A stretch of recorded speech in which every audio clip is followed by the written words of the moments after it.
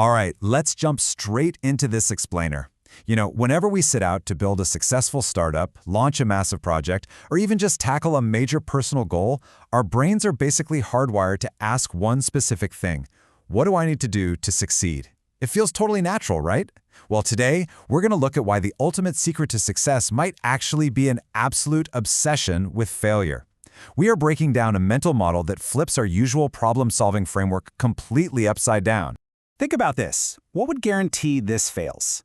Now, while most founders, creators, and problem solvers are out there naturally asking what they need to do to hit their goals, the absolute most effective thinkers start with this completely backward yet unbelievably powerful question. I mean, it sounds simple enough when you just say it out loud, doesn't it? But trust me, it is not. Consistently thinking backwards is literally one of the most powerful problem-solving tools in existence, and yet, almost nobody is actually using it on a daily basis. So let's get into Section 1, what inversion actually is, and the theory of backward thinking.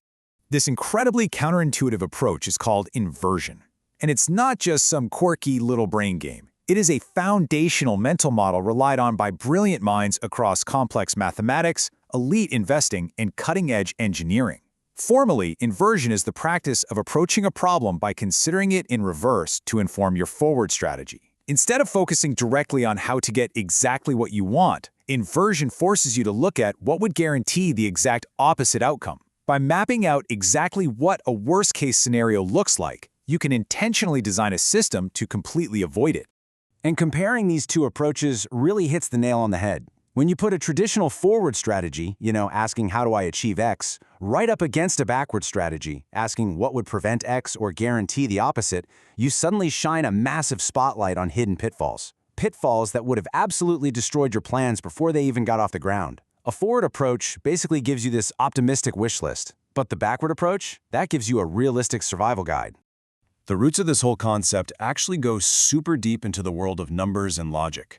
The brilliant mathematician Carl Jacobi made this a formal practice, operating by one very famous maxim: invert, always invert. In his work, he figured out that a ton of mathematical problems that were just completely intractable, literally impossible to solve going forward, became totally obvious the second they were approached in reverse.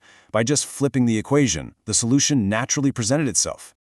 But hey, this isn't just some theoretical tool for abstract math.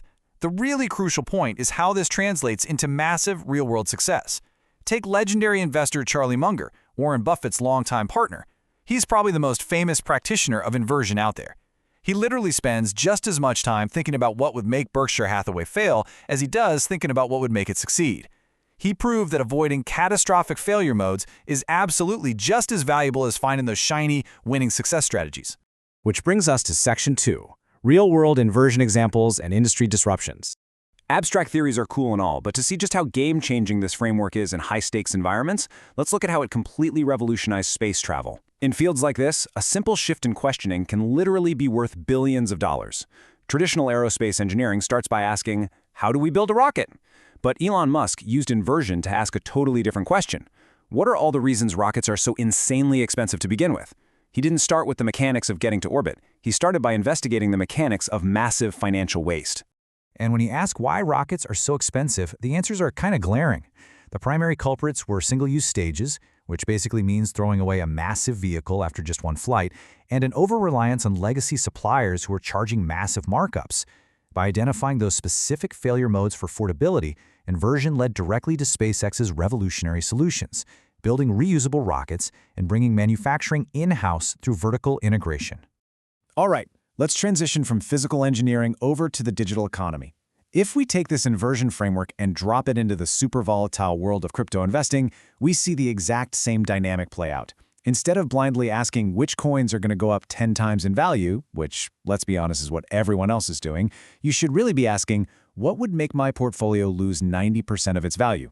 It is a pretty sobering, uncomfortable question, but it's deeply necessary. Because the moment you actually sit down and answer that uncomfortable question, you generate this highly specific list of crypto failure modes. Things like exchange risk, over-leveraging your positions, buying low liquidity tokens, facing regulatory exposure, and holding super concentrated positions. Listing out these catastrophic failure modes instantly gives you a robust, actionable risk management framework. Traditional forward-thinking investors totally miss these blind spots because they're way too busy daydreaming about the best-case scenario. Okay, moving on to Section 3, your next decision and the application. So we've seen how brilliant mathematicians, billionaire investors, and aerospace engineers use inversion. Now it's time to take this high-level mental model and actually use it in your own life for your next big project. Because understanding the theory is only half the battle. Applying it is where the real leverage is. For your next major decision, I just want you to follow 2 simple steps. Step 1. Write down 5 things that would absolutely guarantee failure for your project. Step 2. Build your strategy around systematically eliminating those 5 things first. Seriously, don't even think about success yet. Just eliminate the failure. Why does this work so well? Well, because failure modes are almost always way clearer and easier to spot than the complicated paths to success. Systematically eliminating them basically gets you most of the way to the finish line. So I'm going to leave you with one final kind of provocative question today. What are your 5 failure modes? Like, what are the 5 specific things that would guarantee your next project crashes and burns? I highly encourage you to spend a little time today just completely flipping your biggest problem upside down and then avoiding those traps with the exact same energy you'd usually spend chasing success. Anyway, thank you so much for joining us for this explainer. Be sure to subscribe and definitely join us next week when we dive into Pavlovian conditioning and we uncover how your phone is literally running psychological conditioning experiments on you right now. You absolutely won't want to miss that one.